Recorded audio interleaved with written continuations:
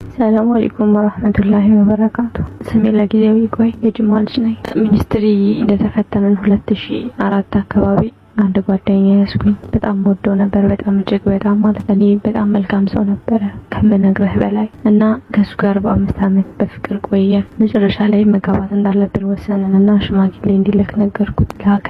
ቤት ቀን ቀጠሮ ሰጥተውት ያን ቀጠሮ እየጠበቅን እያለ ሐሙስ ቀን ያልታሰበ ነገር ተፈጠረ። እጅግ በጣም የምወዳት ጓደኛዬ ከሱ ጋር ያወራሁትን ያለኝን ያልኩትን ያደረኩትን ነገር ሁሉ አመጥቼ የምነግራት ጓደኛዬ አብረው አልጋ ላይ አንድ ክላስ ውስጥ አገኘኋቸው።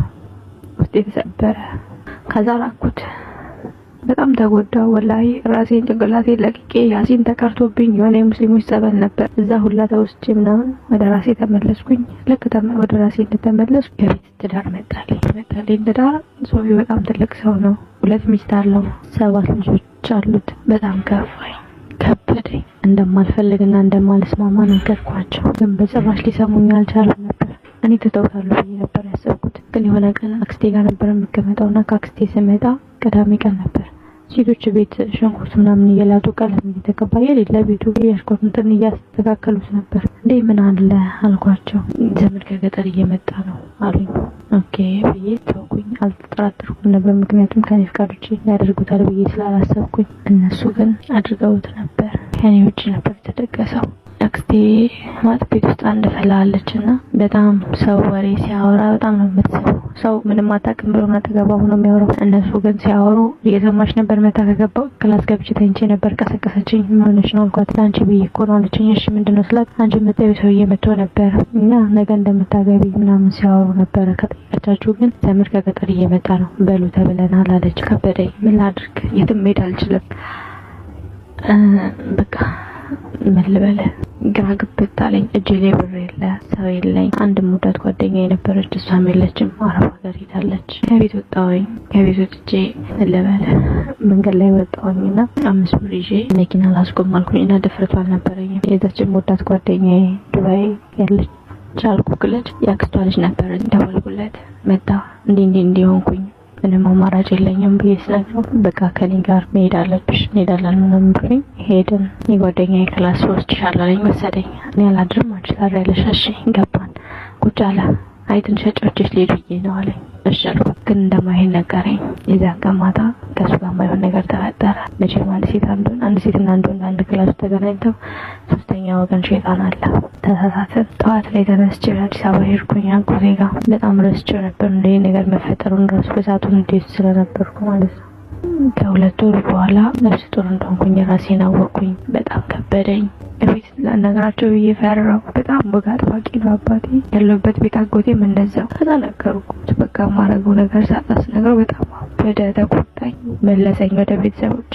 አናቅልሽም ቤትም ስትዘላዘ ያመጣሽውን ሄጂ ውጭ አሉኝ። በጎረቤቶችና በሰፈር ሰዎች ልመና አባቴ ቤት አስገባኝ። ወለድኩ። በጣም ስቃይ ነበር፣ ፈተና ነበር። 20 አመቴ ነበር ያኔ። ወለድኩ። ልጄ በ15 ቀን ሞተች። ሴት ነበር የወለድኩ። ልክ እንደ ትልቅ ሰው አውራት ነበር። እኔ ፈልጌ ያመጣሁት ነገር አይደለም። ያ ረቢ አንተ ተውልኝ። ግን ደግሞ አንቺ ትልቅ ሆነሽ ትልቅ ደረጃ ስትደርሺልኝ ሁሉንም ነገር እረሳዋለሁ፣ ተስፋዬ ነሽ እያልኩ አውራት ነበር። በ15 ቀኗ ስትሞት አበድኩኝ። መሆኑ ጠፋኝ። እንደዛም ሆኖ ያ ረቢ አንተ ሰብር ስጠኝ ብዬ እየኖርኩኝ ያለው የዛሬ አመት ረመዳን ላይ አሁን ያለሁበት ቤተሰቦቼ ወላጅ ቤተሰቦቼ እንዳልሆኑ አሳዳጊዎቼ እንጂ ቤተሰቦቼ እንዳልሆኑ ተለቅ ህይወት ጨለመብኝ፣ ከፋኝ። ማንነኝ የሚል የማንነት ጥያቄ አደረብኝ። በልጅነቴ የሚጥል በሽታ ነበረብኝና ያንን በሽታ ከዳነ እንደ በቃ እንደስቶስ አለበለ እናንተ ጋር ትኖር አልቀበልህም፣ ደግሞ የብቻ ልጅ ህይወቱ አይትረፍልኝ ብሎ አባቴም እናቴም ሰጥተዋቸው እንደሄዱ ነገሩኝ። ከዛ ማንነኝ እኔ? የማን ዘመን የማን በቃይ? ሁሉም ሰው ወላጁን ማወቅ ይፈልጋል። ደሃም ሆነ ሀብታምም ሆነ ህይወት ጨለመብኝ። ተስፋ ቆረጥኩ። ወላለች የሚባል ሴት ጭምር ማንም ማግባት እንደማይፈልግ አውቃለሁ። ቢያንስ ቤተሰቦቼ ሌላ ልስናና ቤተሰቦቼ እንዳልሆኑ ተነገረኝ። እሺ ቤተሰቦቼ ማን ናቸው?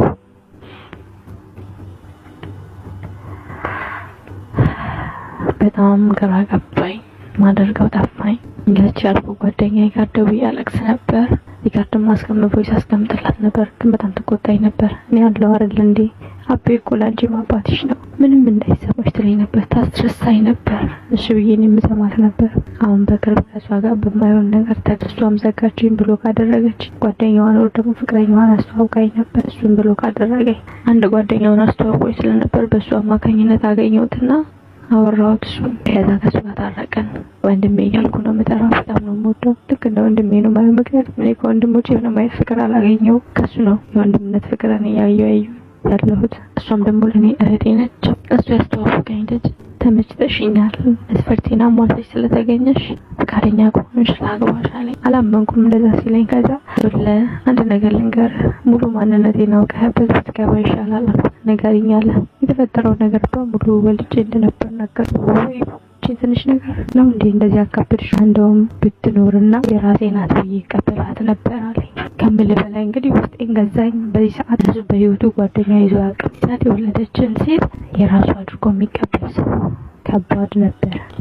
ብቻ በጣም ደስ አለኝ። በጣም ወደድኩት። ውስጤን ገዛኝ። ወላሂ ከራሴ መንገድ ወጥቼ ነበር። ዘፈን ነበር የምሰማው፣ መዝሙር ነበር የማዳምጠው። ወደ ራሴ እንድመለስ አደረገኝ። ሰላቴን ጀመርኩ። አልሐምዱሊላህ ቁርአንም እየቀራው ሰላቴን እየሰገድኩ እየጾምኩ ነው ያለሁት። በዚህ ሁኔታ ላይ እያለን እሱ በጣም የሚያፈቅራት ልጅ እንዳለች መጀመሪያ ሲያወራኝ ነግሮኝ ነበር። ግን እኔ እሷ ስለማታፈቅረኝ ከዚህ በኋላ ሀሳቧን አትቀይርም። በጣም ለረጅም ዓመት ነው የጠበቅኳት። አንድም ጋር ተመሳሳይ ቃል ነው የምትመልስልኝ። እኔ ከወንድሞቼ ያጣሁትን ፍቅር ካንተ ነው የማገኘውና እኔ እናንተ ወንድምነት ነው የሚያምርብን ብላኛለች ስላለኝ እኔ ሙሉ በሙሉ በሱ እምነት ጥዬ ነው የቀረብኩት። በአላህ ስም ቃል እንድገባ ጠየቀኝ። ቃል ገባሁለት። እሱም ቃል ገባልኝ። አሁን ግን እኔ በሷ ላይ ምንም አይነት ሴት መደረብ አልፈልግም። ለራሴ ቃል ገብቻለሁ። አንቺን የቀረብኩሽ ካለሽበት ነገር እንድትወጪ እንጂ አፍቅሬሽ አይደለም ብሎ ነገረኝ። ውስጤ ላይ ተፈጥሮ የነበረ የማንነት ጥያቄ፣ ብቸኛ ነኝ እል የነበረውን ሁሉ ረስቼው ነበር። ወላሂ ከሱ ጋር በሱ ያው በአላህ እገዝ አስረስቶኝ ነበር። ልክ እንደዛ ሲለኝ ግን ድጋሚ የሆነ ሊድን ያለ ቁስል እንጨት ሲፈቅር እንዴት ነው የሚሰማህ ህመሙ? ልክ እንደዛ ሆነብኝ። ድጋሚ ህይወት የጨለመ፣ ማንንም አወራው የለኝም። እምለ ጓደኛዬ እስካሁን ድረስ ከብሎክ አላወጣችኝም። ከብደኝ ህይወት። ከዛ ትናንትና ማታ በራሴ ቁርአን ይዤ ራሴ ላይ ቃል ገባሁ። ከዚህ በኋላ ምንም አይነት ሰው ላልተው። ምናልባት ልሏችን አላህ እንዳድርጎት ከሆነ ተመልሶ ይመጣል። ካልሆነ ደግሞ እሱ እስኪያገባ ድረስ የራሴን ህይወት ላልጀምር ቁርአን ይዤ ለራሴ ማልኩኝ። በቃ ይሄ ነው ህይወቴ። የሱን ማግባት እየተጠባበቅኩ እኖራለሁ። ግን የሚገርም እስካሁን ድረስ ከውስጤ ለመውጣት ሞከርና አልቻልኩም። ልክ ደረሰ አውልና ሲያወራኝ የነበሩት ነገሮች ትዝ ይሉኛል።